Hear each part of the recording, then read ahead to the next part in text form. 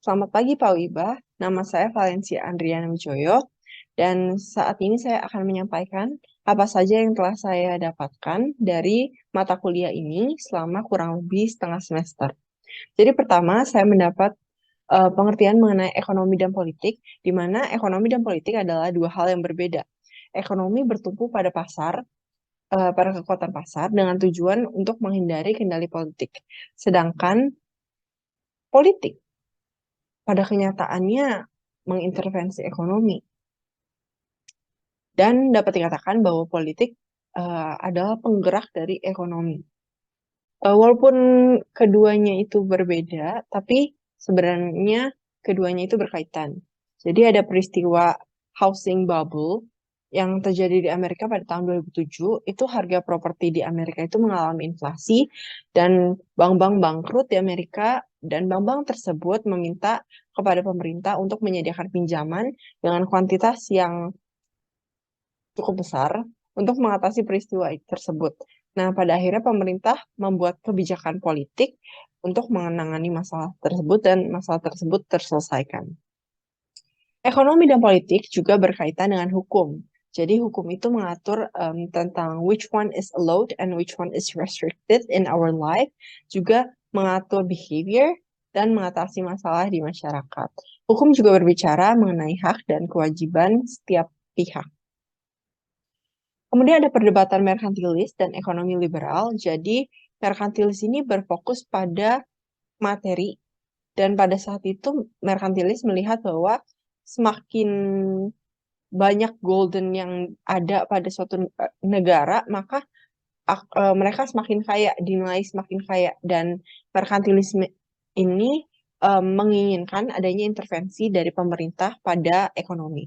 Sedangkan ekonomi liberal itu tidak menginginkan adanya intervensi pemerintah pada pasar. Dan ekonomi liberal itu liberalisme, always think about the individual. Jadi um, ekonomi liberal ini mau positive sum game, di mana sebisa mungkin semua pihak itu diuntungkan dan mendapat kesejahteraan. Kemudian, em, walaupun mereka berdua memiliki perdebatan atau ketidaksamaan, tapi keduanya itu memiliki pemahaman yang sama. Jadi keduanya percaya bahwa setiap negara itu mengejar dua tujuan, yaitu memperoleh kekuasaan dan mencapai kekayaan. Dan yang harus diperoleh terlebih dahulu adalah kekuasaan daripada kekayaan. Dan saya setuju akan hal itu karena apabila kekayaan dicapai terlebih dahulu, maka mungkin saja akan direnggut dari pihak lain karena tidak aman, dan keamanan itu didapatnya dari kekuasaan. Keamanan ada karena adanya kuasa untuk melindungi dan lain sebagainya. Kemudian ada Amerika menerapkan Bretton Woods System. Jadi sebenarnya sistem ini bertujuan untuk memulihkan perekonomian pasca Perang Dunia II dengan menciptakan tatanan sistem moneter baru serta regulasi free trade. Nah, Bretton Woods System ini pada akhirnya yang membentuk lembaga-lembaga keuangan multilateral seperti World Bank, IMF, dan juga International Trade Organization. Selama mengikuti pembelajaran, saya juga mendapatkan pengetahuan mengenai peran-peran presiden. Jadi ada 7 peran presiden, tapi yang paling menarik untuk saya adalah Commander-in-Chief, di mana presiden itu memiliki kekuasaan tertinggi atas militer. Jadi apapun yang dicetuskan atau diperintah oleh presiden sudah seharusnya dipatuhi oleh militer. Dan yang menarik menurut saya juga voice of the people. Karena presiden bersama wakilnya itu adalah satu-satunya pejabat yang dipilih langsung oleh rakyat gitu. Pada mata kuliah ini terdapat penjelasan mengenai power. Jadi power itu ada dibedakan menjadi dua, yaitu potential and real. Potential itu seperti luas wilayah, jumlah manusia, sumber daya alam. Sedangkan real itu ekonomi, kepintaran manusia, sains, teknologi, military, dan lain sebagainya. Nah, sebagai negara berkembang atau negara global south itu kaya akan potential, dan global north itu lebih kaya akan real power karena Itu dapat dilihat dari Global South yang seperti Indonesia yang sumber daya alamnya itu melimpah, sedangkan Global North itu GDP-nya bisa mencapai 80%. Berbicara tentang power, ini dapat dikaitkan dengan security. Jadi security itu berbicara mengenai peace and stability. Security dapat menjadi kebutuhan privat maupun kebutuhan publik. Dan ada dua pendekatan mengenai security, yaitu normatif dan instrumental.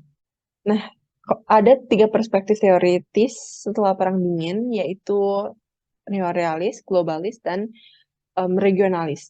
Neorealis itu fokusnya balance of power, globalis itu berakar pada pendekatan cultural, transnational, and international, political economy, dan regionalis itu jika ingin melihat international security, kita harus melihat batas regional dan lain sebagainya. Berbicara mengenai keamanan, tentu berhubungan dengan militer. Nah, militer sendiri itu terdiri dari force. Nah, force ini bisa digunakan untuk mengancam atau untuk enabling. Enabling itu contohnya seperti TNI yang berlatih bersama tentara negara lain, begitu. Militer di Amerika itu pertama yang menggerakkan kekuatan militer Amerika itu sebenarnya politik. Tapi pada saat sudah dideploy, militer itu memiliki peran yang lebih daripada politik. Kedua, militer Amerika itu bukan terdiri dari Pentagon saja, tapi ada yang namanya Coast Guard dalam Homeland Security-nya yang menjadi kekuatan militer pada saat masa perang. Ketiga, terdapat tiga karakteristik militer Amerika sedari mereka merdeka sampai pada World War II. Jadi, pertama, Amerika itu hanya memaintain small career military. Yang kedua, militer Amerika itu terfragmentasi dan terdesentralisasi. Jadi mereka punya dua department, yaitu a Department of the Navy sama a War Department. Dan seluruh direksi atau direction ini itu diberikan oleh the Civilian Commander in Chief dan juga Presiden. Berbicara mengenai ekonomi politik kawasan Amerika Serikat, tentu saja ada sejarahnya. Jadi secara singkat berhasil meraih kemerdekaannya pada tahun 1776. Nah, setelah merdeka, Amerika Serikat itu mengalami masa-masa self-development. Dari yang tadinya 13 negara menjadi 52 negara bagian. Dan ada masanya Amerika Serikat itu menjadi isolasionis, interventionist, dan akhirnya mereka itu terlibat di Perang Dunia I dan Perang Dunia II yang kemudian mengubah mereka menjadi global superpower. Sebenarnya era Perang Dingin juga membuat Amerika Serikat menjadi kekuatan utama dan mesin ekonomi global. Dan kini Amerika Serikat telah menjadi superpower yang terkenal dengan nilai-nilai mereka yang mengedepankan individualism, persaingan bebas, demokrasi, dan pemerintahan yang bukan monarki. Pada minggu selanjutnya juga membahas mengenai Mercosur dan NAFTA. Jadi sebenarnya Mercosur adalah organisasi yang ada di Amerika Latin. Jadi organisasi ini memberikan kerangka politik yang membantu memajukan liberalisasi perdagangan di sana. Kemudian ada tentang NAFTA. Jadi NAFTA itu banyak pro dan kontra. Apakah Amerika harus masuk ke dalam NAFTA atau tidak? Tapi yang menarik bagi saya adalah poin bahwa NAFTA itu sebenarnya hanya memberikan sedikit keuntungan kecil pada Amerika dan menyebabkan sedikit penurunan upah real pekerja Amerika Serikat.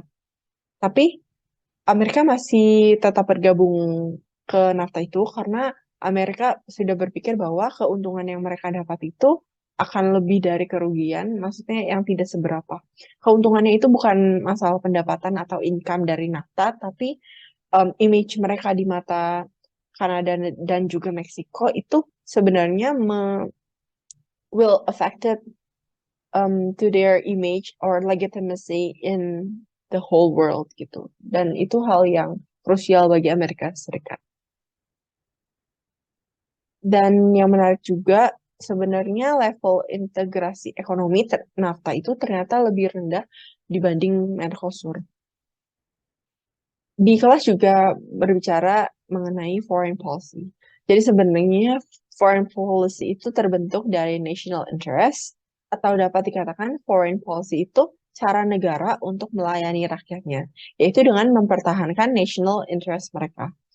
Nah, foreign policy itu adalah bagian dari public policy. Ada 3 hal yang mempengaruhi US foreign policy. Pertama, global and history. Kedua, society and domestic politics. Dan ketiga adalah government and policy making process. Berbicara mengenai policy, policy itu suboptimum selalu dan terdapat continuity and change. Yang artinya ada kebijakan yang harus diubah, ada juga kebijakan yang harus dilanjutkan.